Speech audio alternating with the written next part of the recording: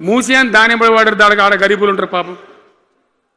మూసి ఎంబడిన గరీబులను వాళ్ళని ఏమి ఏడిపించడు? పొద్దున్న లేతే వాళ్ళు నిద్ర పోకుండా వాళ్ళ కంటి మీద కొనుక్కు లేకుండా అది ఎవరు చేసే ప్రాజెక్ట్ అయ్యేది కాదు, పీకేది అవుతుందా? 15,000 ఇల్లు కూడా కొడతారట. ధర్మమేనా అది? ఈ రకంగా ఒక పనికి మాలిన హైడ్రా తెచ్చి మూసి అది చెయ్యాలి, మూసి మంచిగా చేయాల్సిందే బద్దనేవాడు అన్నాడు. అన్ని వేల ఇల్లు కూడా కొట్టడం ఎందుకు నాకు అర్థం కాదు.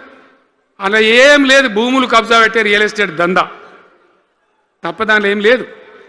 మూసి ప్రజల కోసం కాదు, నగర ప్రజల కోసం కాదు, ఈజీగా చేయగలిగిన దాన్ని, మామూలుగా చేయగలిగిన దాన్ని నాశనం బట్టి దాన్ని కథం పడతా ఉన్నా.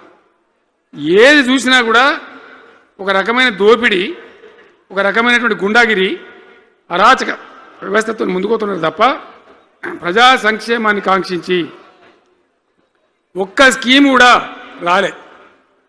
ఇరిగేషన్ ప్రాజెక్టులు అన్ని పండబెట్టిరు. ఏం రోగం?